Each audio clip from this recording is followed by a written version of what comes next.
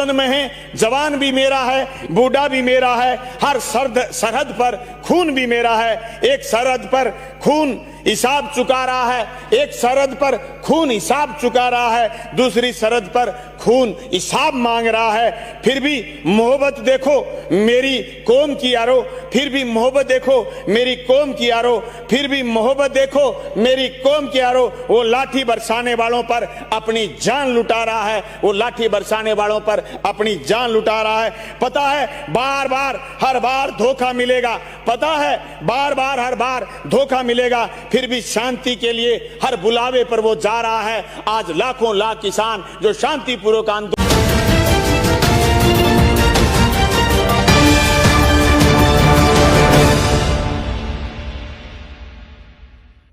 जैसा संकट हमारे जीवन में पहली बार आया था, सरकारों के लिए पहला अनुभव था, अफसरों के लिए और जनप्रतिनिधियों के लिए गंभीर चुनौती थी।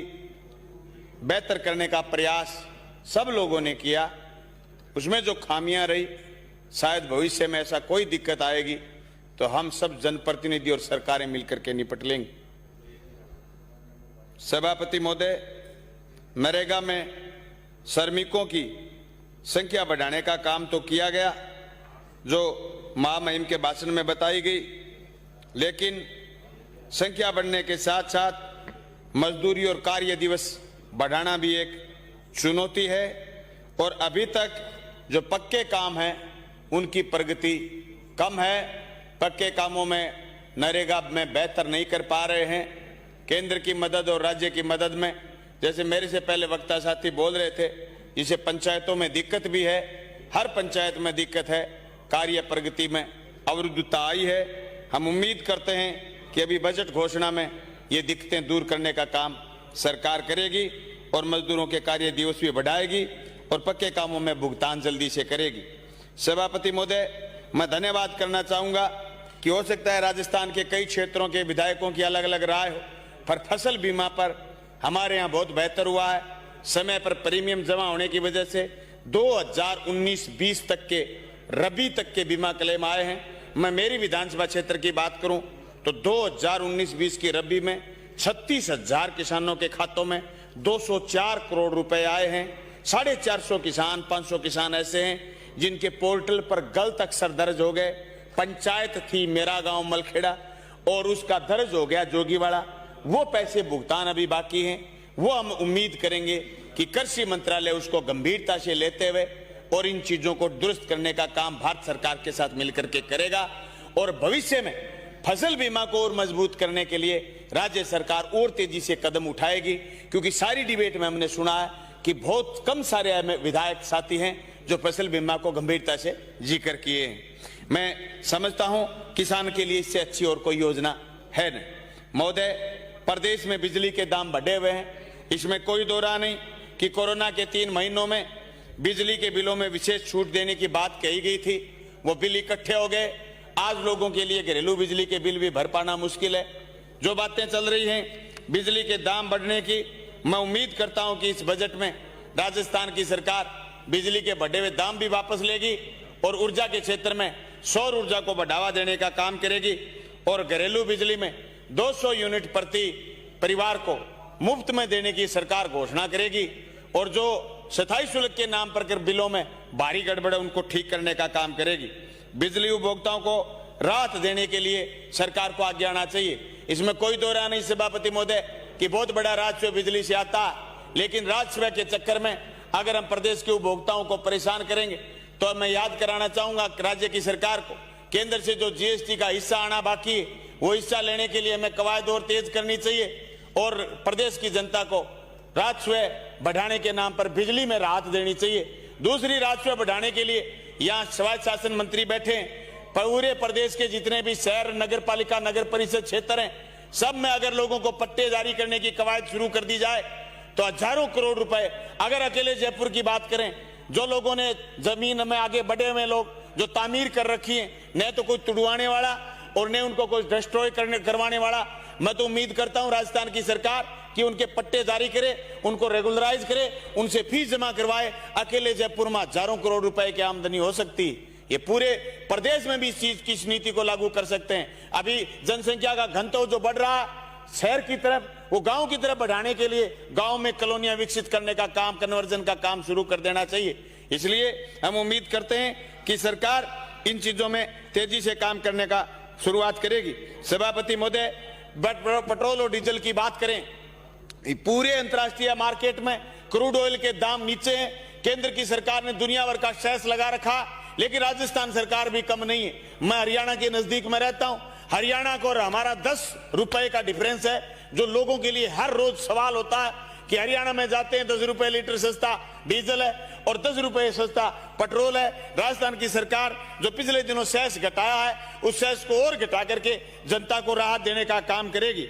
सभापति महोदय, जो राज्यपाल महोदय ने जब कानून हमारे यहाँ राजस्थान में पास किए गए थे, उन तीनों कानूनों को रोक के रखा है। उसके अलावा जो केंद्र ने सरकार ने कानून पास किए, किसान विरोधी कानून पास किए, वो रोकना राज्यपाल का हमें समझ में आता है। लेकिन 5 एकड़ तक के किसान की जो कुर्की न करने का कानून राजस्थान की सरकार ने बनाया, मैं समझता हूं वो गंभीरता से राजस्थान की सरकार को लागू करना चाहिए।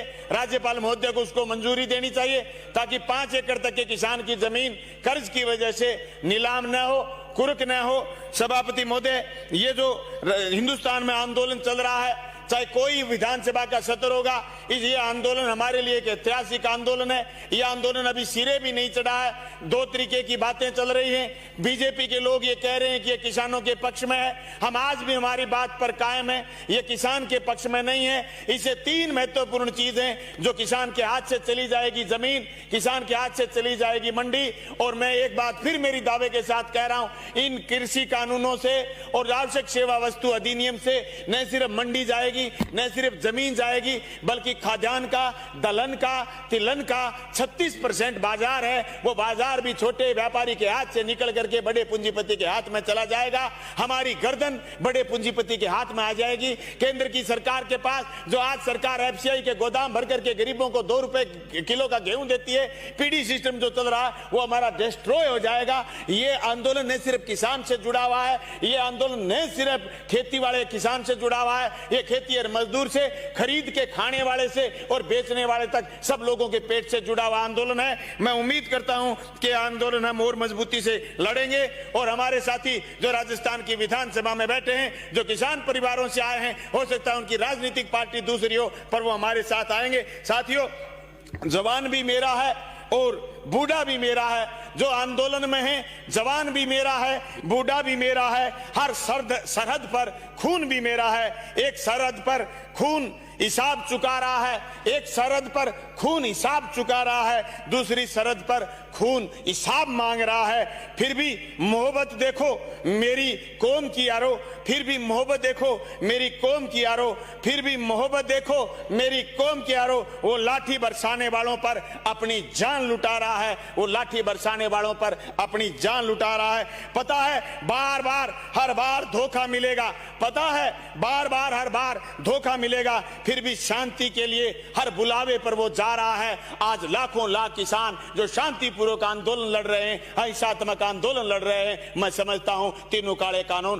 केंद्र की सरकार को वापस लेने पड़ेंगे। खुदारी देखो मेरे किसान की यारो, आज भी उनकी महफिल में रोटी अपने लंगर की खा रहा है, अपने लंगर की खा रहा है। सभापति महोदय, मैं ये उम्मीद करता हूं कि हमारी सरकार जो आने वाले दिनों में बजट पेश करने वाली है, इस बजट में सहकारिता विभाग को मजबूत करने का काम करेगी सरकार, कृषि विभाग को मजबूत करने का काम करेगी सरकार, और भादरा नोर के हिस्से का पूरा पानी लेते हुए सिंचाई विभाग को मजबूत करने का काम सरकार करेगी। जो सीएडी विभाग बंद कर दिया गया है केंद्र सरकार द्वारा 2015 में, उस सीएडी विभाग के लिए खाड़ा निर्माण के लिए राज्य की सरकार स्पेशल बजट का आवंटन करेगी। और निरोगी राजस्थान को मजबूत करने के लिए 2013 की नर्सिंग भर्ती, प्रयोगशाला सहायक की भर्ती पूरा करने का और डॉक्टरों की भर्ती पूरा करने का काम सरकार करेगी। कानून व्यवस्था को मजबूत करने के लिए सब इंस्पेक्टर भर्ती में खाली पड़े पदों को जो अभी भर्ती चल रही है उसमें जो 250 पद जोड़ने की विद्यार्थियों की, नौजवानों की मांग उसको पूरा करेगी। हम धन्यवाद करना चाहेंगे